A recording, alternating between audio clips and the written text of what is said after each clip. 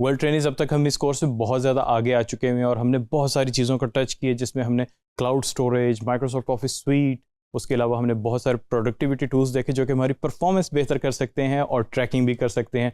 उसके अलावा हमने ईमेल, स्लैक और बहुत सारी चीज़ों को देखा है।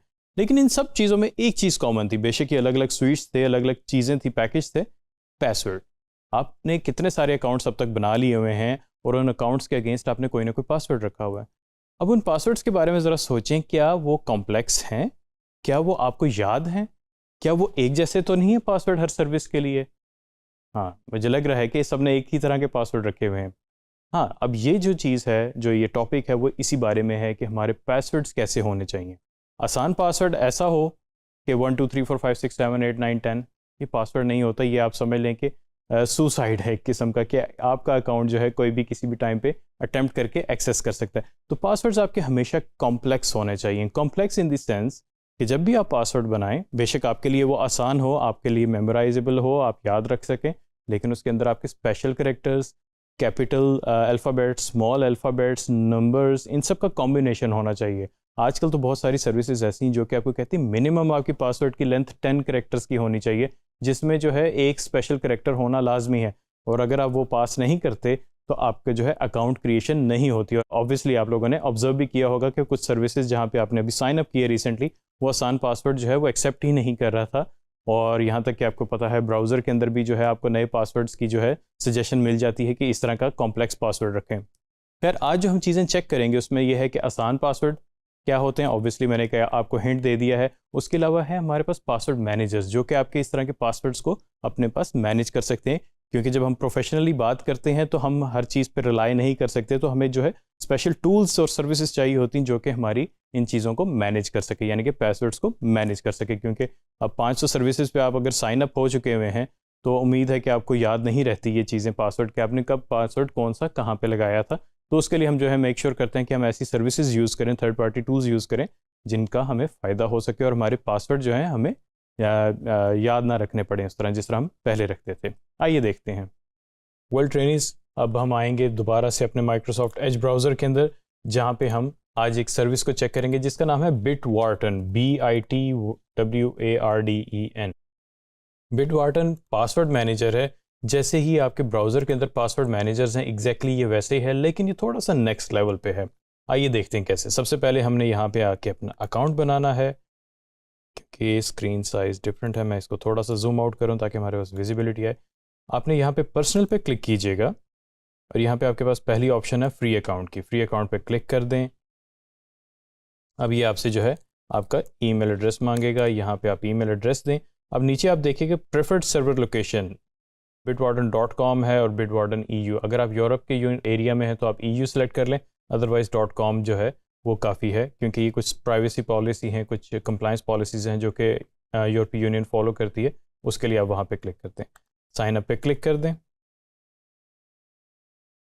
और अब उसने मुझे कहा प्लीज़ चेक योर ईमेल। मुझे अब एक ईमेल आएगी जिसके अंदर बिटवार्टन की जो है मुझे अकाउंट क्रिएशन की कंफर्मेशन मिलेगी। और इत्तेफाक की बात है कि बिटवार्टन की ईमेल जो है वो मेरे जंक ईमेल बॉक्स में आई है, तो इसको जो है सबसे पहले मैं नॉट जंक करूँगा, क्योंकि ऑब्वियसली इंपॉर्टेंट ईमेल है। और इसको मैंने दोबारा से इनबॉक्स में मूव कर दिया है, उसको सिस्टम को बता के जंक ईमेल नहीं है। और यहाँ पे जो है मैंने वेरीफाई ईमेल पे क्लिक कर दिया। जी, तो मेरे पास आ गया सेट अ स्ट्रॉन्ग पासवर्ड की स्क्रीन। अब हम बात कर रहे थे जैसे पासवर्ड की, क्या आसान पासवर्ड 1 2 3 4 5 6 7 8 9 और ये 10। यहाँ पे मैं व्यू कर देता हूँ। वीक पासवर्ड है। अब इसके अंदर उसने कहा है कि जी कम अज़ कम जो है 12 करेक्टर्स का पासवर्ड होना चाहिए। चलें 11 कर देते हैं, 12 करेक्टर्स। अब 12 करेक्टर्स तो हो गए, लेकिन ये इतना आसान है कि वो मुसलसल मुझे बता रहा है कि ये वीक पासवर्ड है। इसका फिर मैं क्या कर सकता हूँ इसमें? जैसे हम बात कर चुके हैं कि अल्फ़ाबेट्स डाल लेते हैं। बिल्कुल, अब ये कॉम्बिनेशन हो गया। अब थोड़ा सा वीक ज़रूर है लेकिन कुछ बेहतर कंडीशन में है। अब हम एक जो है छोटा कैरेक्टर भी डाल देते हैं। अब उसने कहा गुड, यानी कि बेहतर है पासवर्ड, क्योंकि ये अब थोड़ा सा कॉम्प्लेक्स हो गया, क्योंकि इसमें एक कैपिटल लेटर भी आ गया, एक स्मॉल लेटर भी आ गया, लेकिन एक स्ट्रिंग है नंबर्स की जो कि बहुत ईजीली आइडेंटिफाइबल है। अब आप ये ज़रा सोचें कि आप कहीं पे पब्लिक प्लेस पे बैठे हुए हैं या इवन कि अपने ऑफिस में बैठे हुए हैं, अब आप ये पासवर्ड एंटर करें तो कितना आसानी से याद हो जाएगा। अगर हम इसमें स्पेशल करैक्टर भी डाल दें तो हमें शायद कोई फ़ायदा हो, नहीं कोई इतना ज़्यादा फ़ायदा नहीं है @ डालने से। खैर अब हम करते हैं एक छोटा सा कॉम्प्लेक्स पासवर्ड चेक करते हैं जो कि मेमोराइजेबल भी है लेकिन कॉम्प्लेक्स भी है, उसका फ़ायदा देखते हैं।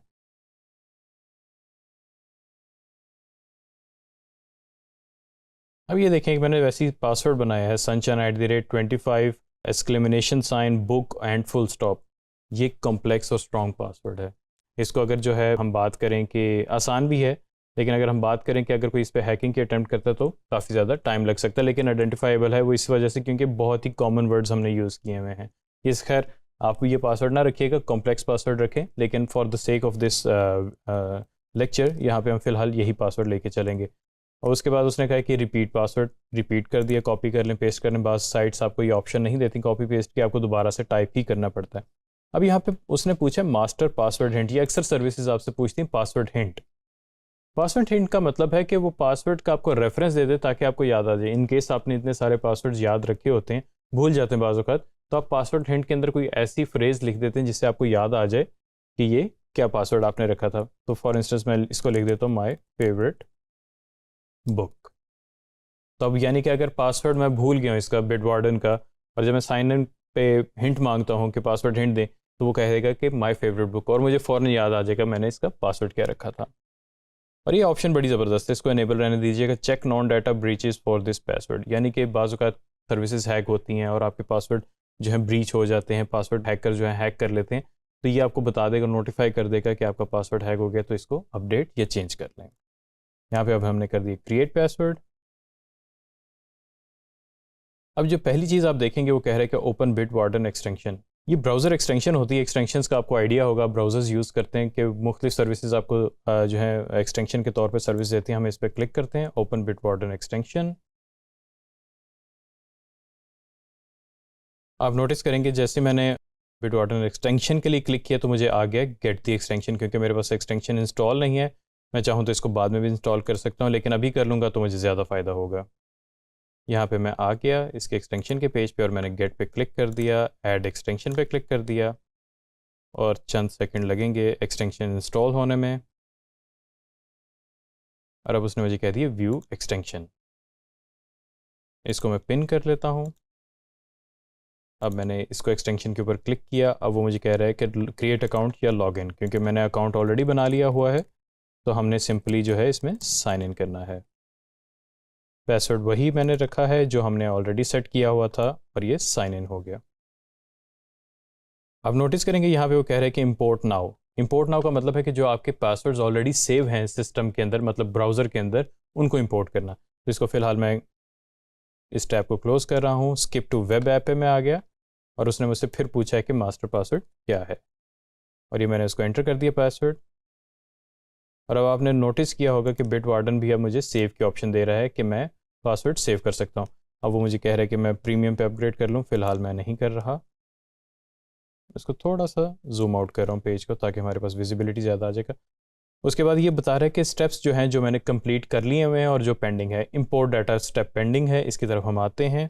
उससे नीचे आप देखेंगे तो यहाँ पे हमारे पास न्यू ऑर्गेनाइजेशन है, इसको फ़िलहाल छोड़ दीजिएगा। ये इन केस अगर आप ऑर्गेनाइजेशन इसमें ऐड करना चाहते हैं, मल्टीपल ऑर्गेनाइजेशन बनाते हैं, तब ये ऑप्शन यूज़ होती है। उसके अलावा यहाँ पे आप देखेंगे फ़ोल्डर नहीं है हमारे पास। फ़ोल्डर बड़ी इंपॉर्टेंट चीज़ है। जैसा कि आपको याद है हम क्लाउड के अंदर न्यू पे क्लिक करके बहुत सारी चीज़ें बनाते थे, तो यहाँ पे भी हमारे पास ऑप्शंस होती हैं कि हम लॉगिन भी बना सकते हैं, क्रेडिट कार्ड भी डाल सकते हैं, अपना CNIC भी डाल सकते हैं, नोट्स भी डाल सकते हैं, कुछ कीज़ होती हैं ये स्पेशल यूज़ होती हैं, इनको भी हम सेव कर सकते हैं। यहाँ पे फ़िलहाल हम फ़ोल्डर बनाएंगे। फ़ोल्डर में पर्सनल में लिख देता हूँ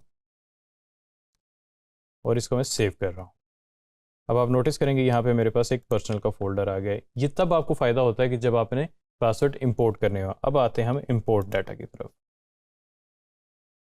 जब इंपोर्ट किया तो यहाँ पे माई वॉल्ट, क्योंकि मैंने ऑर्गेनाइजेशन कोई नहीं बनाई थी तो डिफ़ॉल्ट वॉल्ट आ गया। उसके बाद मैं यहाँ पे सिलेक्ट करता हूँ तो मुझे कह रहा है कि कौन से फ़ोल्डर में करना है। यहाँ पे मैंने पर्सनल कर लिया।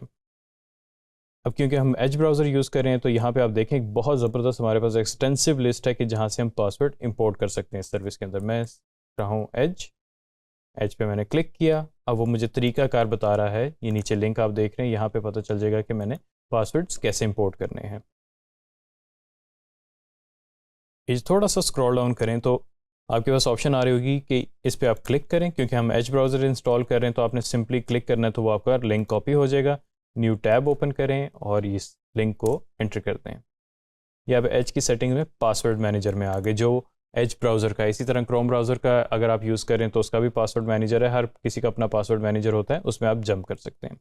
उसके बाद आप यहाँ पे एक ऑप्शन देखे होंगे ऐड, और उसके आगे एलिप्सिस का बटन होगा, इंपोर्ट पासवर्ड और एक्सपोर्ट पासवर्ड। क्योंकि हम अभी पासवर्ड बिटवार्डन में इंपोर्ट करने हैं तो यहाँ पे हम एक्सपोर्ट के ऑप्शन सेलेक्ट करेंगे। एक्सपोर्ट पे क्लिक करें, और क्योंकि मेरे पास जो मेरी विंडोज़ है वो सिक्योर है विंडोज़ हेलो के साथ, तो इस वजह से इधर ये आपको फिंगरप्रिंट मुझसे मांग रहा है, वरना ये पासवर्ड मुझसे सिस्टम का मांगना था।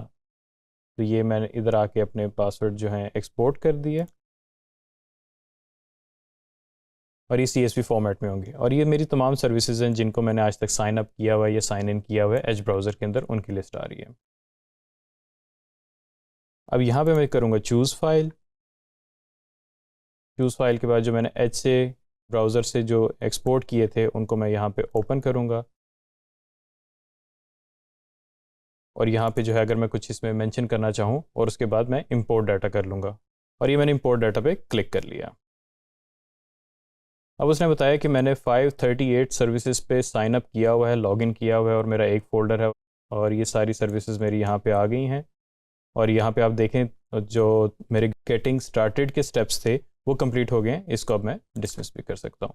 ये वो तमाम सर्विसेज हैं जिनमें मैंने time to time sign up या साइन इन किया हुआ है, ये अब सारे वहाँ पे सेव हो चुके हैं।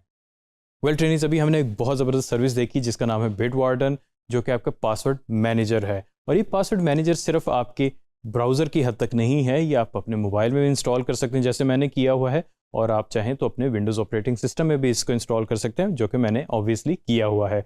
इससे आपके पासवर्ड सेव एंड सिक्योर होते हैं, और आप जो हैं इनको कभी भी यूज़ कर सकते हैं कहीं भी। तो आप भी इसको ज़रूर अटैम्प्ट करें और ट्राई करें, और अपना फीडबैक ज़रूर शेयर करें। Thank you very much.